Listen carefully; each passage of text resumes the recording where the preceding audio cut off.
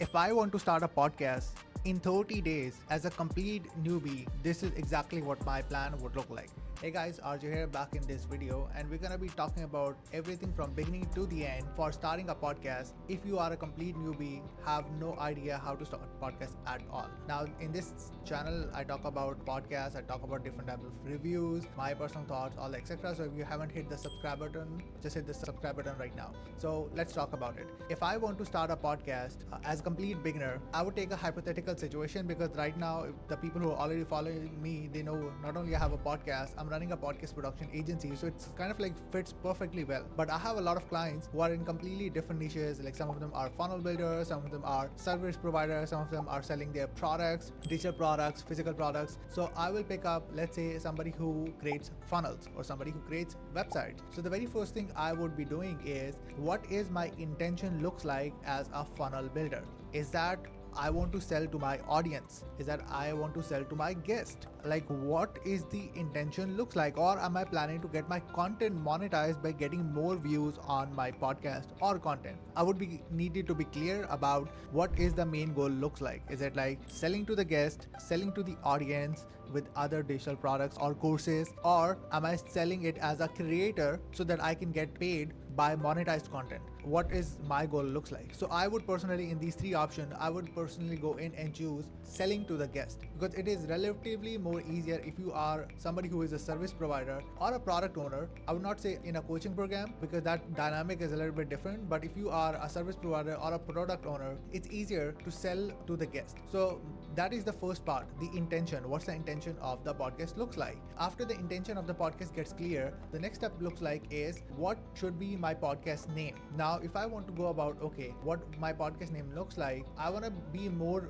niched down, and I want to make sure that I don't use my personal name on my podcast. I don't want it to be like the RJ show or this show or that show based on my name, because then it's completely gonna tie to my name and it does not gonna have its own individual identity. For example, I have a podcast called Interviews with Entrepreneurs. When you hear the name of the podcast, it's pretty clear of like what is the intention of the podcast is, which is interviewing entrepreneurs. It's pretty clear about what it was. For example, Russell Brunson in the past, he had a podcast called Marketing Secrets.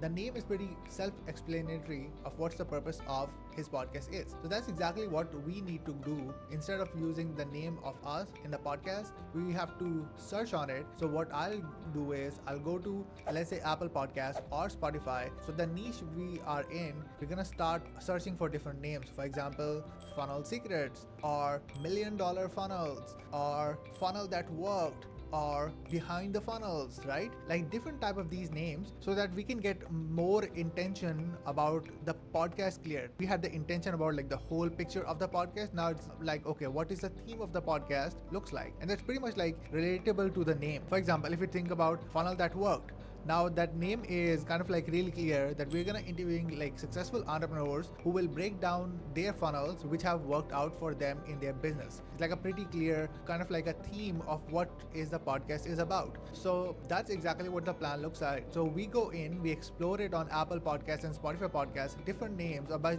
adding different keywords, and see what names are already available, and maybe like take those names, go into GPT and explore more names. The goal is to have a unique name so that it becomes easier to search, easier to appear on search engine, so that it's not competitive at all. So that is my next plan. After the intention, I would decide a name and I would decide a theme for the podcast. After it got decided, now I will be like, okay, I want to start with people on my podcast, at least for the first 5 to 10 episodes, who are low-hanging fruit. They are kind of like a guest pyramid, where you have like low-hanging fruit guest first, who might be in your network. If not, then might be like easier for them to accept to be on your podcast. And then you go for a higher level first, and then like higher, and ultimately like, you know, the top A-lister in your industry. The reason why you don't go to the highest right away is because you're just starting out. You don't know how to ask questions. You don't know how to converse with them. You might be overreact, because that's how I did.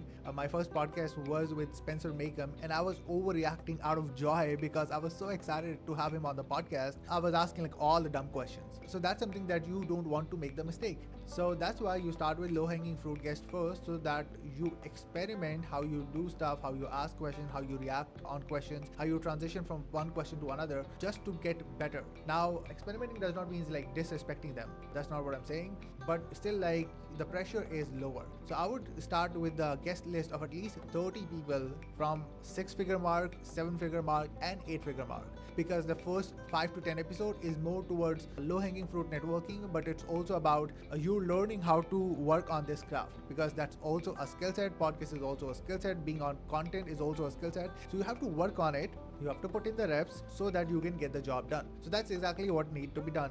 Finding guests, and finding guests can be like on Instagram, on Facebook, on LinkedIn, through email, starting reach out. I have a script. If you go to billiondollar-script.com, and that's the exact same script I've used to book over 160 guests, including guys like Russell Brunson, Dan Henry, Dennis Yu, Mark Joyner, Anik Singhal, like the people you follow maybe in the internet marketing community. Like that's how I was able to have them on the show. So if you want to get that script, just go to billiondollar-script.com. The link would be in the description down below as well. Just get the script. I will use that script and I will start reach out to these people. I will use multiple channel platforms, so that if I reached out to them on Facebook and let's say it took them 2 or 3 days to not respond, I'll respectfully gonna follow up again. And after that, if they still don't respond, I will try to be on other platform reaching them out. Or maybe reaching them out in comments like, hey, I just dropped you a DM, can you check it out? The whole goal to reaching out to them is building your existence. If they can see you, if they can see your comment, if they can see your post, they can see your message. So once you get into their inbox, you'll be able to see your message. The first goal is to get seen. After that, if they say yes or no, you can take actions accordingly. So I would reach out to them. If they don't respond, I will follow up multiple times to get a yes or no or later. Once I'm able to book them on my podcast, the next step would be like preparing for the podcast, like preparing for the questions and see how that works out. So for that, what usually I do or I will do as a beginner is like I will go in and watch their previous episodes first, their latest previous episodes, and I will go in and see what are the questions they have recently discussed. That first of all, I will not overlap those questions. I will not gonna ask those questions once again, so that I will not asking the same questions. The problem with most hosts are they try to ask, I don't know, out of like excitement, they ask the same questions that they've been asked so many times. So for them, it's not new. You have to dive deep for the real goal, so that they feel like even if you are a beginner, they feel like you are a valuable person because you are able to broaden up valuable conversation. See, like even if you are a beginner or even if you are like making like 4 figures or something like that, you'll still be able to create like big networks just because they feel like you have a great mindset or you are a valuable person to be in the circle with. I have people who are making like 8-9 figures per year and I'm nowhere close to them. The only reason why it was possible just because how I ask questions and how I make myself feel valuable to them by putting myself in those rooms. So that's exactly how it works. So preparing for the questions by watching their previous podcast, so that if you listen to those podcasts, you might feel like, oh, that is the other question I should have asked, or that is a question that haven't been asked from that guy, I can ask it. And then you ask those questions or note down those questions accordingly. Once you note it down, the time comes for doing a podcast. Just make sure when you're doing a podcast, the questions you prepared, just don't follow it as is. Just don't make it feel like it's a script, because there might be something the guest would be saying a little bit out of context from what your script is following, and you're like, oh, what about this, which is completely unrelatable at all. It does not make any sense, but you just want to rigorously follow the script, and that's why you're not able to understand what the other person is saying, and you're not listening. Listening is the most crucial art, at least in the podcast. Most of the people actually listen to speak, but when you listen to understand, the whole game is different. So now the whole episode is done. You guys had a good time. What's next? Now you have to make sure that after the episode ends, you thank them. If they ask you about what you do, you tell them like, hey, I'm a funnel builder, I'm doing this and that and that. That's cool. You not need to pitch them right after the podcast ends. What you need to do is doing multiple touches. What I mean by multiple touches is like letting them know when the episode is out, send them the links, make sure the episode is like decently edited.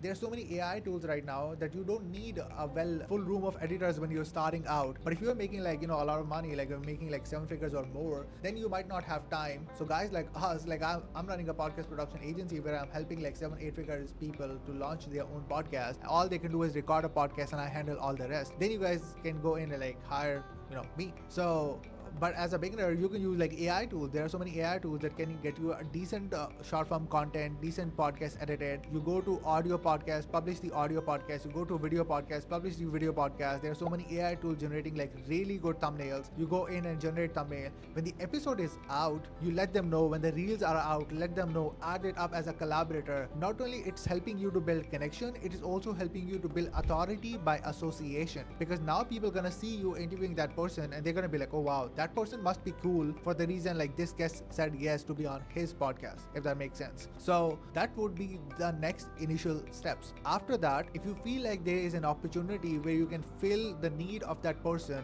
I always recommend to offer it for free at no cost, just to show them what you can do for them. So for example, I have one of my clients, his name was Josh Forty, and he was launching his podcast, an in-person style podcast, and he did a post on Facebook, and there were like so many people like commenting this and that, I can do this, like hundreds of comments. And I dropped in his DM just because I had interviewed him on my podcast a couple years ago, so I was in his DM already. I sent him a message. I was like, hey bro, I know so many people are reaching out to you. I would like to do one trailer for you for free at no cost, completely on me. If you like it, keep it. If you don't, it's on us. If you like it, we can talk about how we can proceed further. He was like, fair deal, let's do it. So we created a free trailer completely on me, on my cost, and he loved it so much. We probably started like working like 3 days later. So we launched his first in-person podcast, The Golden Mic, which was absolutely amazing. So this process works for every case. I had another client like Chris Van Vliet. He have a #1 wrestling podcast in the world, and I was following his content for the past 10 years, and we were in the same similar school community. And then like he saw one of my trailers of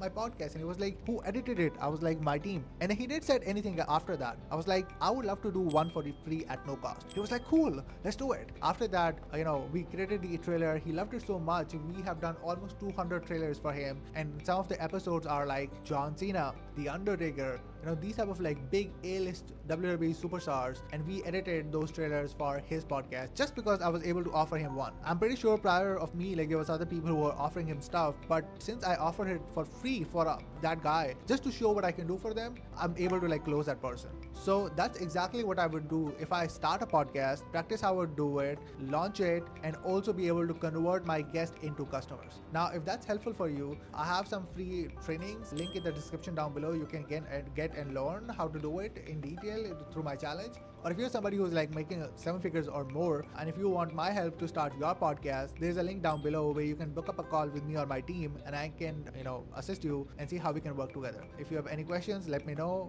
Make sure to hit the subscribe button, and I'll see you in the next video.